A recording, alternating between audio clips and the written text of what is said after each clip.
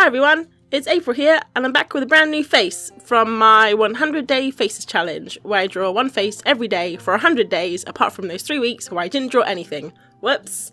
So, I realised last time I was rambling a bit because I was a bit nervous. I'm not nervous today, I'm a professional right now. I've done this 5 times. So yeah, sign me up, YouTube sponsors. So today I thought I'd talk a little bit about my sketching process, which you can see right here.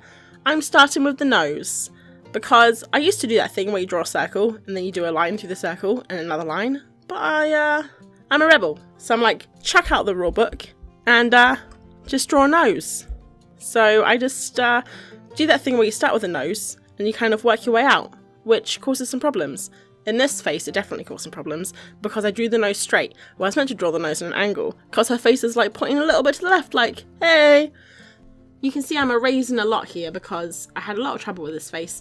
And actually, faces that look up, I think they're the hardest to draw. And I was a little bit worried towards the end of the sketch because her face was looking a little bit robotic and didn't really look like it had any form at all. But as I went in with the shading later, I think it looks a lot better and I'm actually really happy with it. So I kind of start the sketch with, I just kind of measure with my eyes and I think, oh look, the eye is that distance away from that eye and that mouth is that lower down from there. And then I just keep doing that and keep refining it until I kind of have something that I like. And then normally, right at the end of the sketch when I'm finished, I'm like, whoa, I did that completely wrong. It's a learning process. So here I'm using the Edding pen that I got in the scroller box last month, I think. And I like this pen. It is waterproof, which is good because I never tested it out until I actually put water on it. And then I was like, whoa, thank God for that. But it isn't alcohol marker proof. So I did learn that the hard way with my Copic markers where it all smeared in the other day when I was doing a little sketch. So that's something to keep an eye out for. And this is, I think I've done about 6 drawings with this ink pen since my last video, so I'm getting a little bit more confident with it. I still am not completely competent. I think that's going to take a good, 50 to 100 more before I'm like, oh yeah, that's a nice line. But I'm definitely enjoying it, and I think I'm kind of finding my groove with it.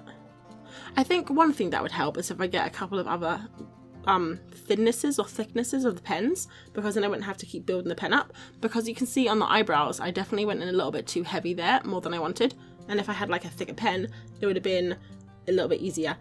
And then here I'm colouring in the eyes, not because she's a demon, but because I screwed up the pupils, so I was like, let's just colour it in black, no one's gonna notice.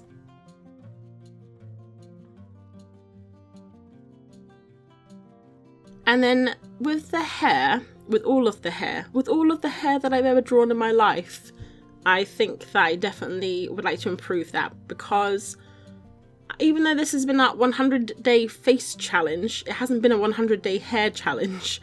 So I've kind of like brushed over the hair. Get it? Brushed. And I haven't really tried to improve that much. So I think also with the lines, it's really obvious to see when I kind of do it in this style. You're like, oh, that doesn't look very natural. And then my favourite part here is the freckles. And another thing that I was going to mention earlier to measure with is a little bit weird, but sometimes I like to measure with the freckles or the moles, because you're like, oh look, there's a mole there and it's this far away from the lip. You know what I mean? So I'm using these Derwent Graphik markers again. I don't know why I keep using them like paint. I mean, I have like 3 sets of watercolours, but they're just so much fun. And the colour's so lovely and you can get like so many different variations and it's so pastel-y and pretty. And I've been doing these sketches this week where I use 2 tones and one's a pink or a red and the other's like a green or a blue. And I think it's such a nice colour combination.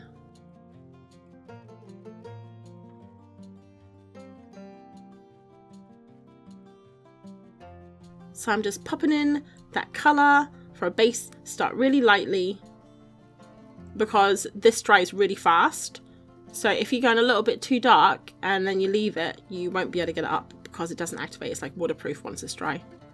But yeah, I think I'm going to do a few more of these just until the end of the challenge, and then I only have 7 more faces to go, and after that I'm actually not sure what I'm going to draw because I've been drawing faces for so long. Now when I think, oh, what should I draw today? I'm like, oh, let's draw a face, because it's on my brain.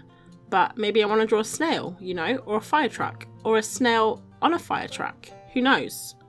The possibilities are endless. I mean, sure, the snail's going to have a face, but at least it's not going to have hair.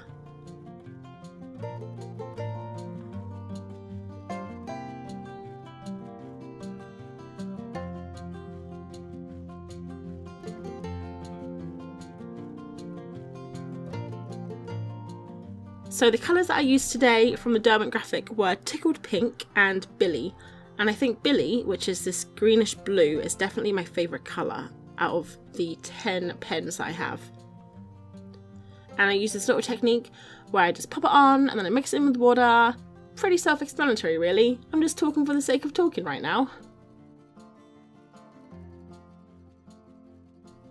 And then I wait for it to dry. And last time I did this thing, this kind of like gradient, I did wet on wet. So I kind of like mixed the painting when it was wet and it didn't really mix very well. So I thought I'd let it dry this time, and because these pens are waterproof when they dry, it's really easy to layer things on top because nothing gets activated underneath.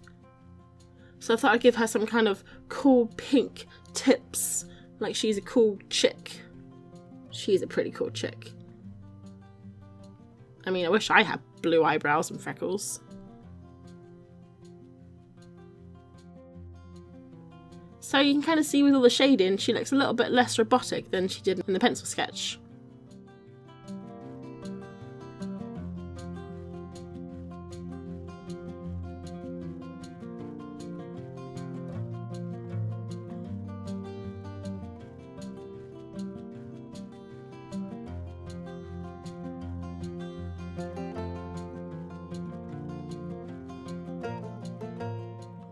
And I think this is going to be the last face from my 100 Faces challenge because I finish it this Saturday. And then I really hope to do a sketchbook tour and see how I've improved. So check back next week if you want to see my entire journey from drawing my first face, which was kind of crap, to drawing my last face, which hopefully is going to be a little bit less crap. Anyway, hope you enjoyed that. Thanks for watching. Bye!